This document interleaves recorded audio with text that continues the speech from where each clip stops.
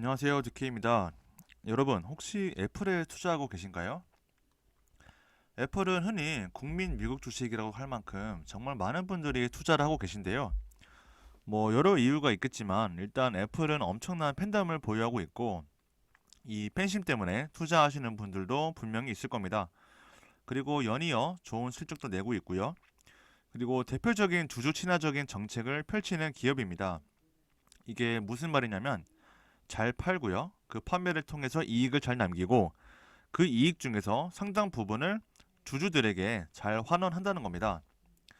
참고로 이 주주 환원 정책에는 크게 두 가지가 있는데요. 하나는 자사주 매입, stock buybacks라고 하는데, 그리고 두 번째는 배당 지급, dividend payouts라고 합니다.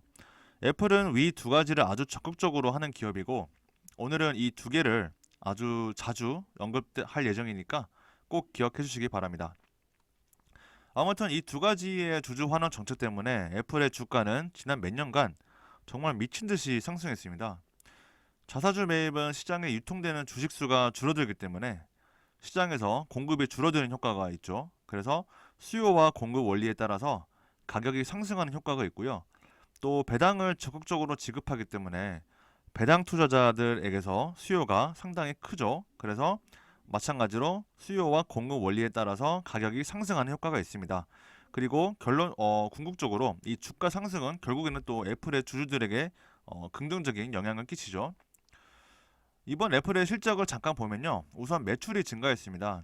코비드 19 상황을 고려했을 때 매출이 증가했다는 것은 긍정적인 부분이라고 볼 수 있고요. 다만 영업이익은 감소했는데요. R&D 비용이 크게 증가한 것을 볼 수 있습니다.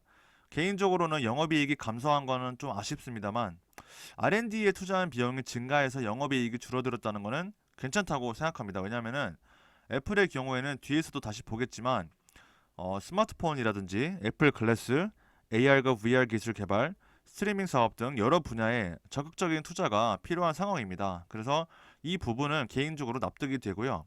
영업이익이 감소했고 마찬가지로 순이익도 감소한 것을 볼 수 있습니다. 매출을 조금 더 세분화해서 보면은 일단 먼저 지역별로 좀 볼 텐데 미주, 유럽, 일본, 아시아 태평양 지역에서는 매출이 증가했지만 중국 지역에서는 크게 감소한 것을 확인할 수 있습니다. 중국 내에서 애플 불매 운동의 영향이 컸던 걸로 좀 보여지고요. 참고로 중국 같은 경우에는 2015년까지는 폭발적으로 매출이 증가하다가 그 이후에는 매출 성장이 더딘 편입니다. 그리고 전체 애플의 전체 글로벌 매출 중에서 차지하는 비중이 보시면 점점 더 줄어들고 있는 것을 확인할 수 있고요. 이제 제품별로 좀 보면은 일단은 PC, 아이패드, 에어팟과 같은 웨어러블 그리고 서비스 부문의 매출이 크게 증가했습니다. 주력 사업인 이제 아이폰, 스마트폰 매출은 좀 크게 감소했고요. 참고로 서비스 매출은 이 앱스토어 수수료 등이 포함된 부분인데 보시면 일단 스마트폰 같은 경우에는 이미 전 세계 보급이 정점을 찍었고 그 때문에 이제 앞으로의 성장은 매우 정체되어 있습니다. 2000년대 중반부터 누렸던 그런 폭발적인 성장은 더 이상 기대하기가 어렵고요. 앞으로 애플에게는 이 스마트폰 부분의 성장보다는 서비스 부분 보시면 2012년부터 2020년까지 엄청나게 빠르게 성장해 오고 있는 이제 부분인데 이 서비스 부분이랑 웨어러블 부분, 이 웨어러블 부분에는 이제 에어팟이 대표적으로 있죠. 그래서 이 웨어러블 부분도 성장 기대가 가장 큽니다. 그래서 앞으로 애플은 스마트폰이 아니라 이 서비스와 웨어러블 어, 부분이 앞으로 이제 주력 사업이 될 것이라고 보고 있습니다. 자, 지금까지 이번 분기 실적을 간단하게 살펴봤는데요. 아쉬운 점은 있긴 있었지만 크게 나쁘지는 않았습니다. 근데 어떤 부분이 제가 우려가 되는지 지금부터 같이 한번 살펴보겠습니다. 먼저 이 retained earnings, 이익 잉여금 부분을 좀 보겠습니다. 이익 잉여금은 기업이 벌어들인 돈에서 투자나 부채 상환, 배당 등을 다 하고 남은 금액을 말하는데요. 이전 연도의 기말 잔액이 다음 연도 기초 잔액으로 끌고 옵니다. 보시면 2018년의 기말 잔액이 다음 연도인 2019년 기초 잔액으로 가고요. 2019년의 기말 잔액이 다음 연도인 2020년의 기초 잔액으로 갑니다. 근데 여기서 이제 제가 우려하는 부분은 많은 분들이 지금 눈치를 채셨겠지만 이 이익 잉여금의 잔액이 엄청나게 빠르게 감소하고 있다는 겁니다. 조금 더 스펙트럼을 넓혀서 보면은 2015년부터 2017년까지 오히려 늘어났어요. 근데 2017년 이후에 2020년까지 엄청나게 빠르게 지금 감소하고 있습니다. 이 감소폭을 보시면요, 굉장히 커요. 근데 그 가장 큰 이유는 제 생각에는 이 엄청난 규모의 배당과 자사주 매입 때문이라고 생각합니다. 여기서 보시면 이 넷 인컴, 이게 순이익인데요. 이 넷 인컴의 증가분보다는 배당과 자사주 매입 규모의 증가분이 더 큽니다. 심지어 순이익이 감소했을 때도 배당은 늘렸고요. 자사주 매입도 크게 했습니다. 그래서 지난 3년간 규모를 보면은 배당은 약 140억 달러, 그리고 자사주 매입 같은 경우에는 670억에서 한 730억 달러 정도의 규모를 지출해온 것을 확인할 수 있습니다. 초반에 제가 애플이 가장 적극적으로 배당 지급을 하는 기업이라고 설명을 드렸는데, 보시면 아주 꾸준하게 그리고 빠르게 주당 배당금을 늘려오고 있습니다. 주당 배당액을 빠르게 늘리기 때문에 자사주 매입을 통해서 이 유통 주식수를 줄였음에도 불구하고 총 배당 지급액이 매년 늘어나는 것을 확인할 수 있습니다. 자, 자사주 매입을 좀 한번 볼까요? 일단 애플은 2020년에 2250억 달러 규모의 자사주 매입 프로그램을 최종 승인했다고 발표했습니다. 지금까지 1686억 달러만큼 자사주 매입을 단행했기 때문에 앞으로도 이 나머지 금액만큼 자사주 매입을 하겠죠. 그래서 최종적으로 보시면 지난 3년간 시장에서 유통되는 애플 주식수가 꾸준하게 감소하고 있다는 것을 확인할 수 있습니다. 마찬가지로 2017년까지의 자사주 매입 규모에 비해서 2017년 이후에 엄청나게 늘어난 것을 확인할 수 있습니다. 그래서 이 자사주 매입이 크게 늘어나면서 아까 살펴봤던 그 이익 잉여금 감소분이 그대로 연결되어 있는 모습을 확인할 수 있습니다. 그 결과 보시는 것처럼 시장에서 유통되는 주식수는 정말 엄청나게 큰 폭으로 줄어들었죠. 자, 지금까지 애플의 이제 배당 지급액과 자사주 매입 규모와 역사를 좀 살펴봤는데, 문제는 이 배당과 자사주 매입은 줄이기가 쉽지 않다는 겁니다. 왜냐하면은 주주들은 앞으로도 지속적으로 배당을 하고 자사주 매입을 하길 기대하고요. 더 나아가서 이 규모를 앞으로 더 늘리기를 기대하기 때문입니다. 만약에 애플이 반대 액션을 취하게 되면은 주가가 크게 떨어질 수 있는 그런 위험이 있어요. 그럼 앞으로도 최소 2020년과 비슷한 규모로 배당과 자사주 매입을 단행한다고 할 때 그렇게 가정을 하고 한번 보겠습니다. 그럼 2020년 기준으로 배당 지급과 자사주 매입 규모는 약 865억 달러입니다. 이 두 개를 더하면 그 정도 나오고요. 근데 2020년 기말 이익 잉여금이 150억 달러였습니다. 그러면은 나머지 차액이 715억 달러예요.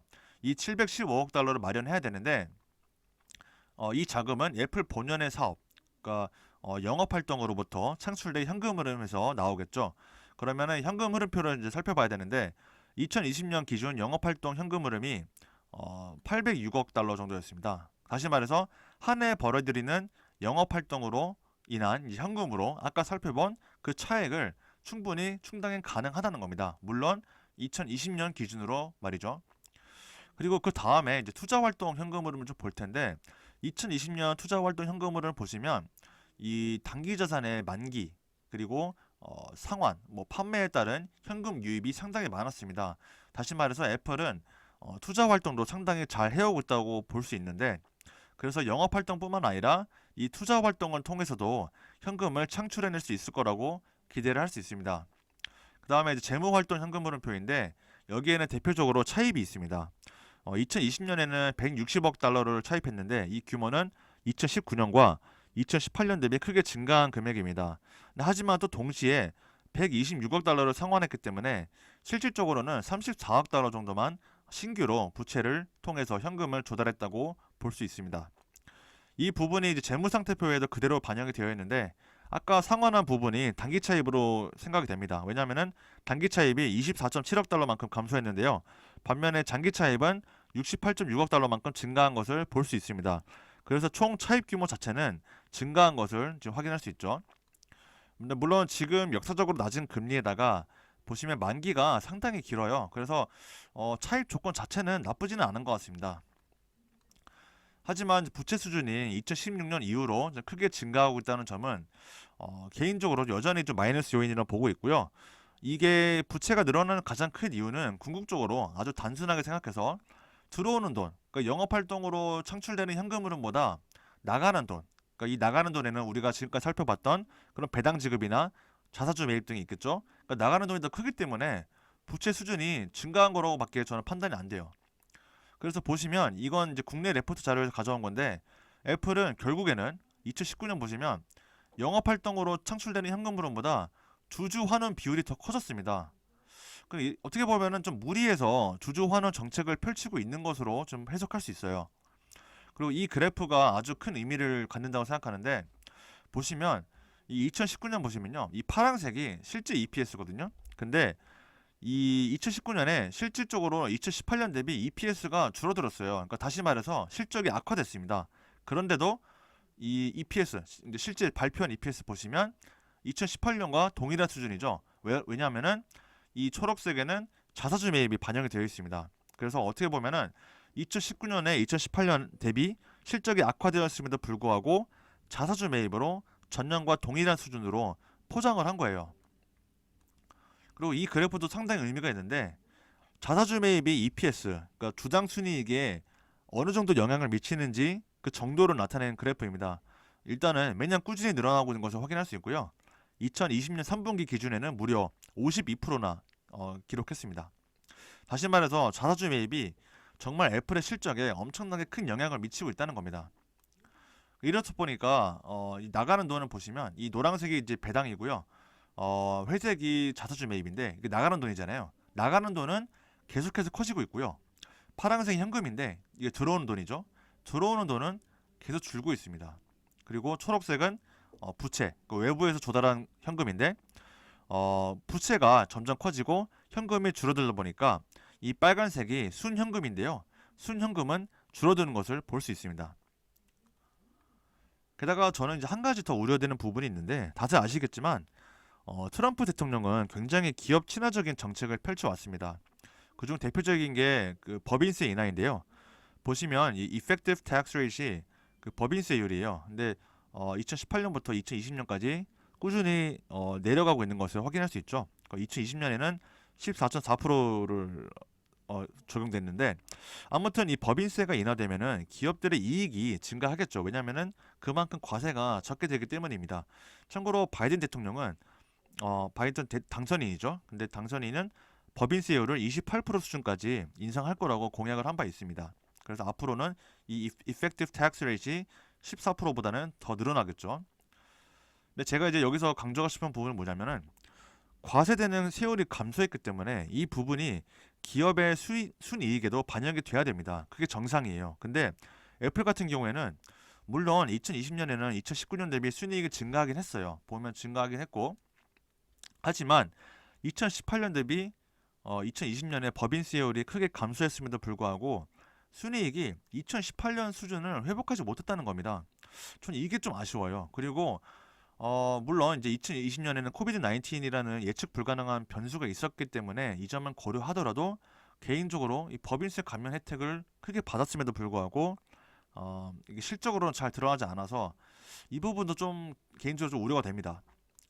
자, 그리고 이제 밸류에이션도 잠깐 보고 싶은데 PER을 보시면 지금 33 정도 됩니다. 역대 최고 수준이고요. Price to Sales Ratio (PSR도) 보면은 7.332로 지금 굉장히 고평가 상태입니다.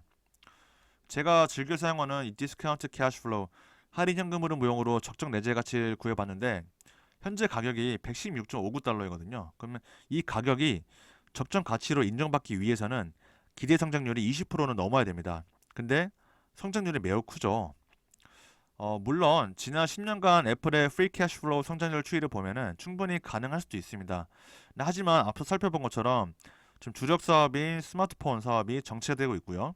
그리고 서비스나 웨어러블 등 이제 새로운 사업으로의 확장으로 전환되는 단계에 있기 때문에 당장 지난 10년간의 성장률을 당장 내년에는 기대하기는 좀 어렵지 않을까라고 생각이 됩니다. 그리고 예상 PER과 예상 EPS로 적정 주가를 구해봐도 참고로 이 자료는 이제 시킹 알파에서 갖고 왔는데 시킹 알파에 따르면은 2021년 예상 PER은 29.54이고요. 예상 EPS는 3.95달러입니다. 그래서 2021년 예상 주가는 116.68달러로 구할 수 있어요.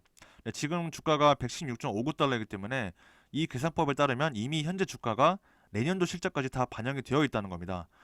다시 말해서 이 지금 주가가 매우 고평가 상태라고 볼 수 있겠죠.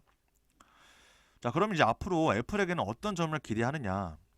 저는 일단 애플이 지금 비즈니스 모델의 전환 단계에 있다고 생각합니다. 그래서 계속 살펴본 것처럼 앞으로 이 스마트폰을 넘어서 웨어러블과 서비스, 스트리밍 등 어떤 새로운 분야를 점점 강화해서 애플만의 생태계를 더욱더 확장하고 구축해야 한다고 보고 있고요. 스티브 잡스 이후로는 찾기 어려운 어떤 혁신적인 모습이 꼭 나와야 한다고 생각합니다. 대표적으로는 애플이 현재 준비하고 있는 이 AR과 VR 기술이 좀 기대가 되고, 특히 저는 애플 글래스가 정말 게임 체인저가 될 수 있지 않을까 좀 기대를 하고 있습니다. 그리고 지난 2017년 팀 쿡은 인터뷰를 통해서 애플이 자율주행차 기술을 연구하고 있다고 밝혔는데요.